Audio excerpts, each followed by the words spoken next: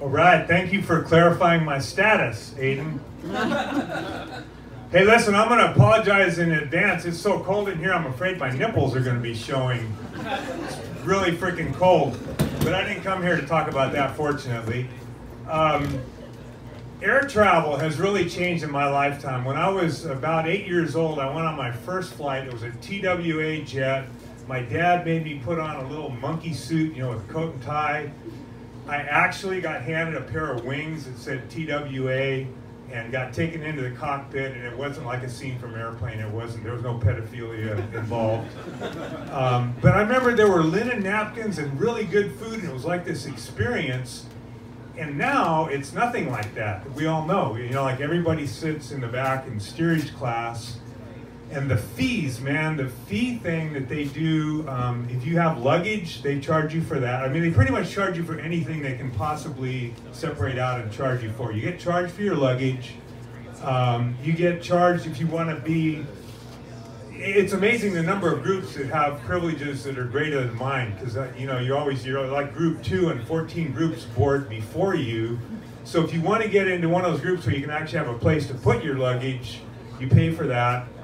They take a look at me, and it's like, if you want a place to put those legs, you're going to be paying a steep fee for that. If you want a seat that actually has room for legs. I call it fee fucking. It's kind of like what air travel is all about these days. But I didn't actually come here to talk about air travel. Well, and I do have to say, I was in LAX this week, and it's still a great spectator sport being in an airport. I looked up just in time to see this humongous guy barreling towards his gate, and he's got a suitcase and it's flying, and he's going like 20 miles an hour. I barely got out of his way, and he's like 90 pounds overweight. It was like this human bowling ball almost took me out, and I thought, man, if that guy was late for a plane a couple times a week, he'd lose that weight pretty quick, you know? And I thought, hey, there might be a niche opportunity here. There might be a business opportunity. And so as I'm walking, I look over at the food court, and I'm thinking, well, yeah, man, here comes big man barreling, and all of a sudden it's like, uh-oh, Cinnabon, and there went my whole idea, up in smoke or up in fat or something. There's an interesting thing. Did you know that the United States has a national spelling bee every year? And I guess they have local spelling bees and county spelling bees and state spelling bees. There's a national spelling bee. Well, being an American, I didn't even know we had spelling bees. But for the last 28 consecutive years, they've been won by people from India. In India, they have clubs where they practice spelling our language. It's not even their native tongue, and they come over and kick our ass. And I'm thinking, we're doomed, man. What is it that we do anymore besides overeat and sprint through the airport and develop, you know, a small group of billionaires? It's like, they're kicking our ass, spelling our own words. I don't know, I just thought I should share that because there's some humor in there somewhere. It keeps me from crying. And then there's my ongoing problem with customer service and robots, man. Those heartless bastards are everywhere. You know, I get online and I place my order, and I get to the end of placing the order, and there's a robot trying to make me prove that I'm not a robot, right? I mean, that's like the latest thing. I'm trying to buy a goddamn t-shirt or something mundane like that, and you've got to look at 10 pictures and find the one that doesn't have a stoplight in it. And it's like, hey, no robot could do that. Ha ha, I'm still better than you.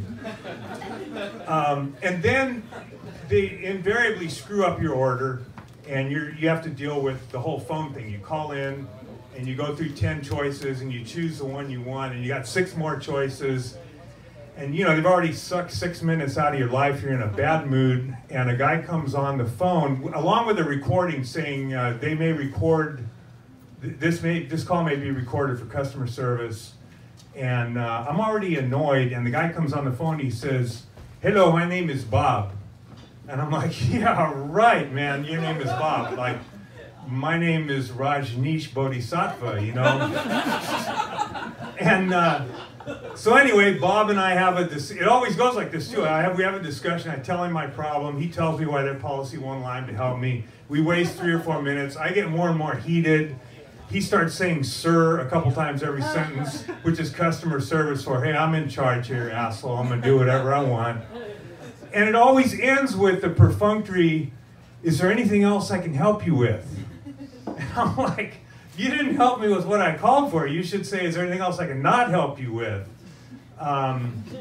Anyway, I always find that little tidbit particularly annoying.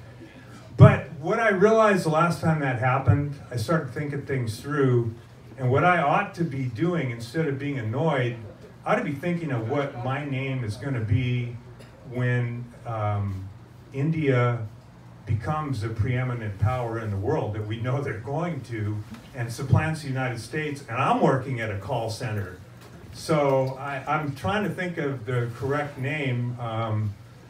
But anyway, I'm practicing up. It's going to be, hello, this is VJ, how may I help you? And I'll probably hear somebody snickering going, oh, his name is probably Jim. And it'll be some sort of karmic retribution for all of my hostility that I've expressed towards these poor people in the call centers. Anyway, thank you, you've been a great crowd. Is there anything else I can help you with?